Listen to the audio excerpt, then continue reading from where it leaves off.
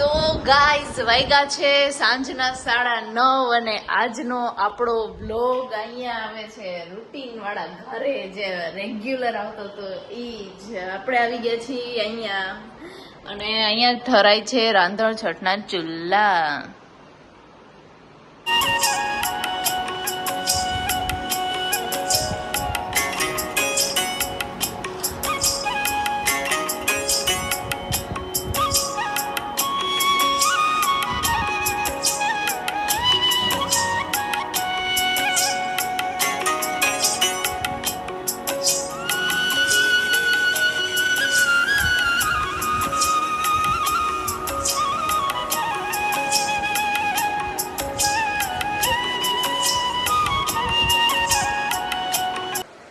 વાગ્યા છે સવારના 10. Good morning guys, welcome to my new blog. કાલનો છે ને વિડીયો થોડોક અધૂરો રહી ગયો હતો કેમ કે છે ને મારો ફોનનો સ્ટોરેજ ફૂલ થઈ ગયો એટલે બંધ થઈ ગયો હતો.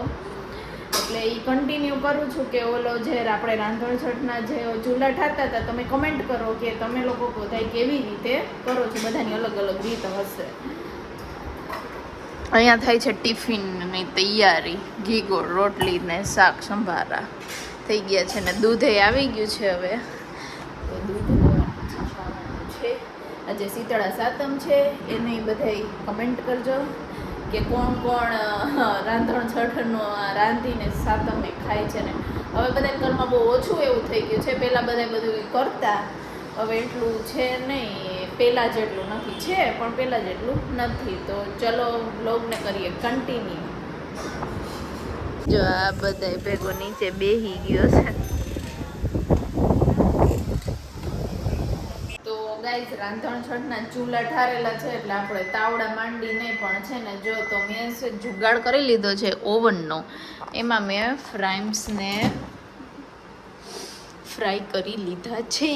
તો ચાલો ફ્રાઈમ્સ ખાવી હોય તો જો અહીંયા વ્લોગિંગ ચાલુ છે, અહીંયા વ્લોગ અપલોડ થાય છે ને હું બેઠી છું કસ્ટર્ડ એપલ ખાવા માટે. તો ચાલો કોઈને ખાવું હોય તો આવી જાઓ, ઘરના છે હો. અને ખુશ બ્લોગમાં જે નહીં આવે હું ઘરે છું તો કમેન્ટ કરજો કેમ. બાકી આ બ્લોગ આપણે કન્ટિન્યુ કરશું. કાલે મારી ઘરે સત્સંગ છે, એ આમાં જ હું સિરીઝ કન્ટિન્યુ કરીશ. આજનો આ બ્લોગ અહીંયા બહુ આમ લાંબો નહીં થાય. મમ્મી સત્સંગમાં છે, હું ઘરે એકલી છું. સાંજે આપણે પપ્પાને બધાને મળીએ.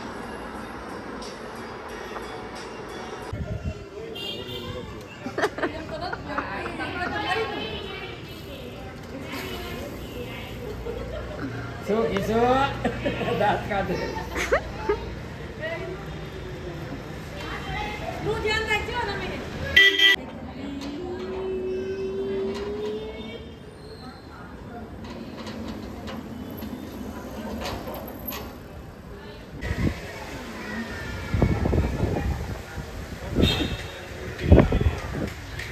મસ્ત પવન આવે છે, કેવો સરસ.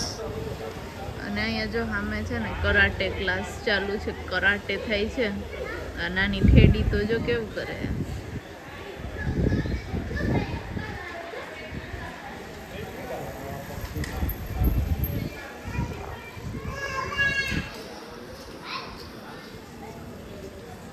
બસ આવું કાળું થાય, વરસાદ નથી આવતો.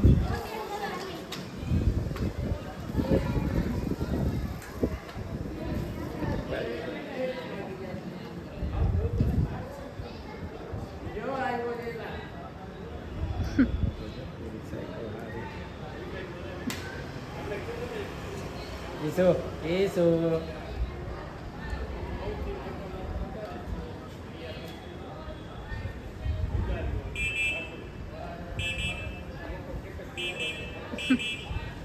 એ નહીં ખબર છે કે ઓલી સાયકલ હારી છે.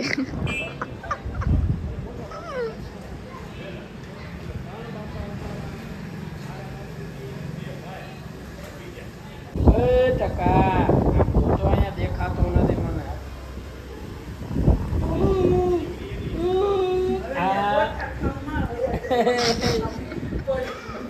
આમ જોતો જો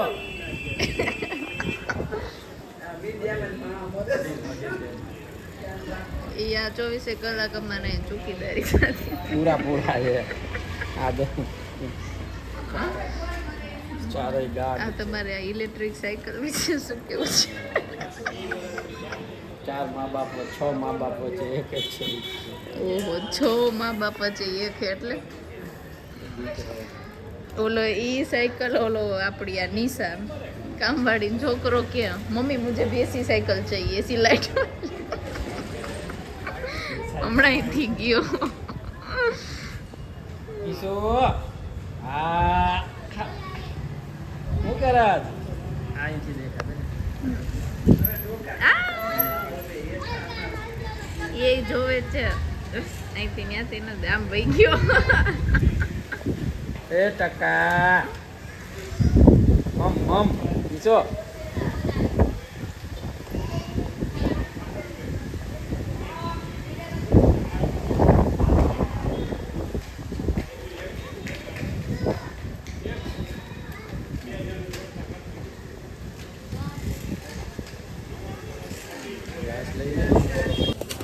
પ્રસાદીનું ફ્રૂટ લેવા જો આવી ગઈ છું.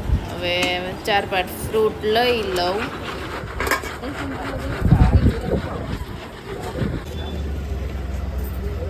તો ભાઈ અહીંયા છે ને શાકભાગ લેવા ગયા. હવે 1-2 વસ્તુ હજી બાકી છે લેવાનું છે. જો તો આ બધી હવે અહીંયા થોડો ઘણો સામાન લઈ લીધો છે ને નીચે હું આવી ગઈ.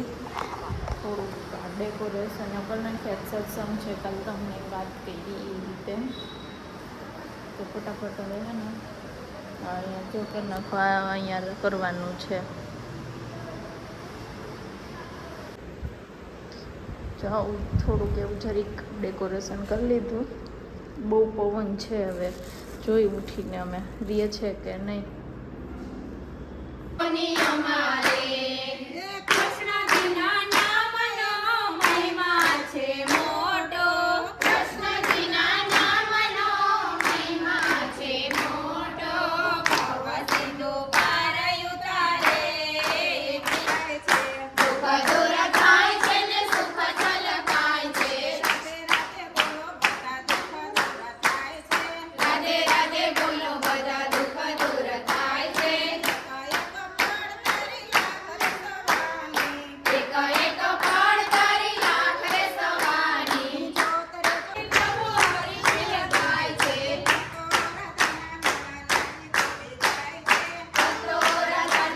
રાધે રાધે કર.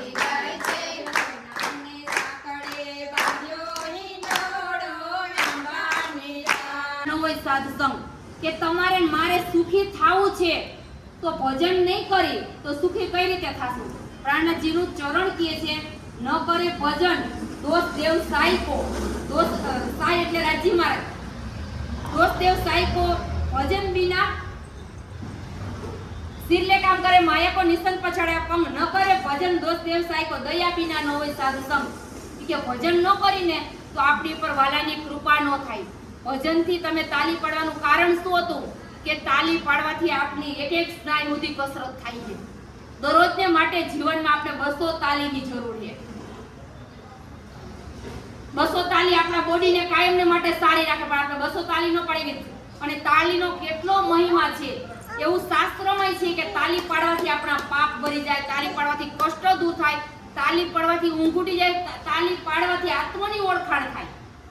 એટલે પ્રાણનાજી કીધું પહેલે આપ પહેચાનો રે સાધુ પહેલે આપ પહેચાનો આપ ચીને પાર બ્રહ્મ કો કોણ કહે મે જાનો.